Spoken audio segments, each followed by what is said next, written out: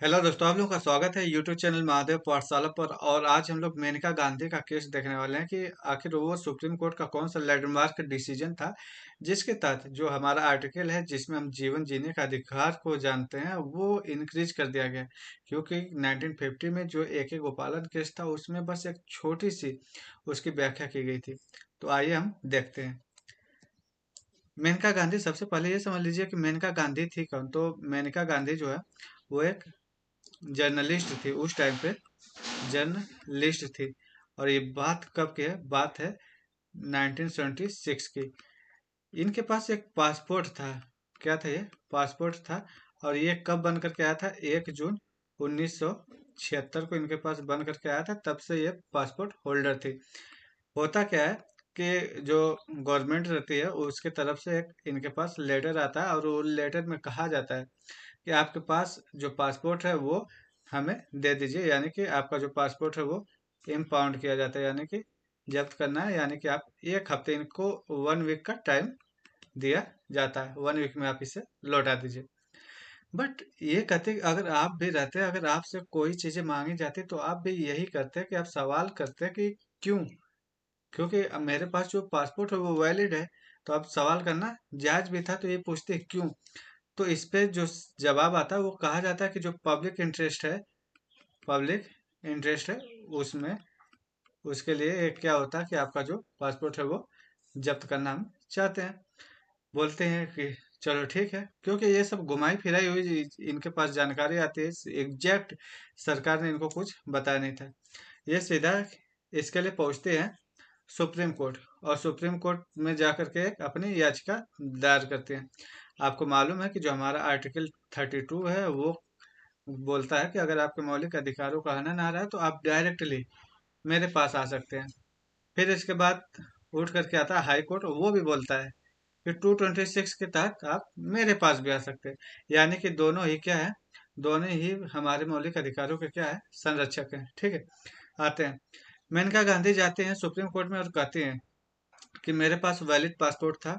इन्होंने exact reason नहीं बताया और मेरा जो पासपोर्ट है वो जब्त करने की बात कही है, जो कि मुझे जाना था विदेश। इतनी बात कही जाती है।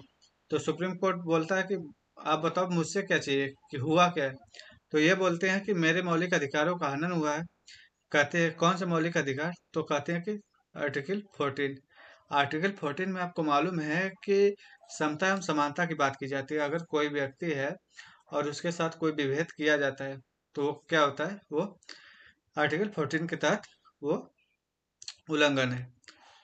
आर्टिकल 19 ये बोलते हैं कि चूंकि मुझसे कोई राय बात नहीं ली गई, इन्होंने अपने से सारा फैसला सुना दिया। मेरा मतलब विचार इन्होंने सुना या समझा ही नहीं। इस वजह से मेरा जो आर्टिकल 19 है जिसमें कहा जाता है कि वाक एवं अभिव्यक्ति की आज़ादी, आप कुछ भी बोल सकते हैं, आप अपनी राय रख सकते हैं, आप कहीं पर भी घूम फिर सकते हैं, प्रेस की स्वतंत्रता, ये सारी आज़ादी दी गई है। तो इस वजह से मेरी जो आज़ादी है वो छीनी गई है, यानी कि मुझे बोलने का मौका नहीं दिया गया। आर्टिकल 19। फिर उसके बाद बोलते हैं कि मैं विदेश जाने वाली थी, यानी कि जो मेरी व्यक्तिगत स्वतंत्रता थी ना वो बाधित हुई है। कहते कि मैं आर्टिकल 21 भी, ये तीनों क्या हुआ है? बाधित हुआ है। आप इसे बड़ा ध्यान से सुनिएगा क्योंकि इसके बाद जो लैंडमार्क डिसीजन आता है ना उसमें एक निकल के आता है गोल्डन ट्रायंगल। ये बहुत बार पूछा जाता है और ये सवाल कहीं ना कहीं से घूम फिर के आ ही जाता है। तो इतनी चीजें ये बोल देती है। तो सुप्रीम कोर्ट बोलता है कि ठीक है।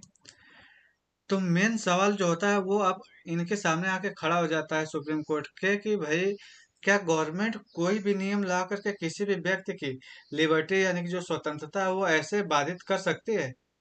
कुछ ना कुछ रीजन तो होनी चाहिए, क्या ऐसे बाधित कर सकती है? या फिर बोलते हैं कि जो नियम ही लेके आ रहा है वो कैसा भी नियम रहेगा चलेगा? तो ये सारे सवाल किसके पास आते हैं? ये आ जाते हैं सुप्रीम कोर्ट के पास। सुप्रीम कोर्ट भी एक बार सोचने के लिए विवश हो जाती है। क्योंकि आपको मालूम है कि ए के गोपालन केस में ऐसा हुआ था कि ए के गोपालन किसी भी तरीके से कोई एक मतलब कानून आ गया था, उस कानून के तहत उनकी जो स्वतंत्रता थी, लिबर्टी थी, वो क्या हुई थी? बाधित हुई थी। सेम यही काम यहाँ पे होता है। उस समय सुप्रीम कोर्ट ने ये भी बात बोली थी कि सरकार चाहे कैसा भी कानून लाए, वो कानून किसी के हित में हो या अहित में हो उससे कोई मायने नहीं रहता। और उन्होंने ये भी बात बोला कि अनुच्छेद 14, 19 और 21 ये तीनों एक दूसरे से कनेक्टेड नहीं बल्कि अलग अलग है। इतनी बातें उन्होंने बोली थी। ठीक उसी चीज को फिर यहाँ पे जो सुप्रीम कोर्ट है क्या करती है वो देखिएगा थोड़ा सा। अब सुप्रीम कोर्ट यहाँ पे गवर्नमेंट का पक्ष सुनती है। गवर्नमेंट देखिए अपने पक्ष को कैसे रखती है। गवर्नमेंट कहती है कि पासपोर्ट एक्ट है और उसमें एक वैलिड लॉ है जिसके तहत हमने इनका जो पासपोर्ट है वो क्या है, खारिज किया है। तो ये एकदम वैलिड पॉइंट है, सही बात बोला गवर्नमेंट ने, ठीक है। इसलिए जो एक्शन लिया गया वो क्या है, लीगल है, सही है। आर्टिकल 21 फॉलो हुआ है। आर्टिकल 21 यही कहता है कि आप किसी भी व्यक्ति की जो लिबर्टी है उसे छीन सकते हैं, बट कोई एक कानून होना चाहिए, यानी कि कोई एक इस्टेब्लिश्ड लॉ होनी चाहिए, उसी के तहत आप छीन सकते हैं, मन मर्जी नहीं कर सकते। मेनका गांधी ये भी अपना पक्ष रखते हैं, कहते हैं कि लॉ होना चाहिए, सही बात है, लेकिन वो जो लॉ होनी चाहिए वो फेयर होना चाहिए, यानी कि ऐसा नहीं कि वो लॉ ऐसा होना चाहिए कि मेरे साथ विभेद करा, मतलब मेरे पक्ष में है तो सामने वाले व्यक्ति के विपक्ष में, ऐसा नहीं होना चाहिए। अगर कोई नियम कानून है तो उसके तहत आपको छूट दी जानी चाहिए कि जो सामने वाला बंदा है वो भी अपना पक्ष रख सके, ठीक है।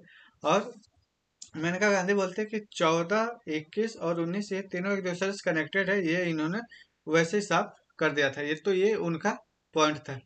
सुप्रीम कोर्ट अपना वो लैंडमार्क डिसीजन देता है और जिसके तहत कहता है कि ये जो चीजें हैं ये मेनका गांधी के तरफ इशारा करते हैं, और कहता है कि जो लॉ होनी चाहिए ना वो फेयर होना चाहिए, मतलब सबके साथ न्याय करने वाला होना चाहिए, और जस्टिसेबल होना चाहिए, रीजनेबल होना चाहिए। रीजनेबल होने का मतलब ये है कि तर्क संगत होना चाहिए, ऐसा नहीं है अगर आप किसी के साथ विभेद कर रहे हैं तो उस पर कोई ना कोई तर्क होना चाहिए, तभी विभेद किया जा सकता है।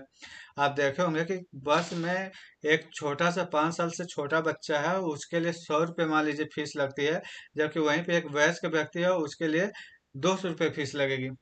आप कहीं ये देखे होंगे कि रिजर्वेशन की ही अगर आप बात देख लीजिए तो रिजर्वेशन में ये है कि समाज में एक आपको क्या करना है, अमीरी गरीबी ये सब चीजों को बांटना है।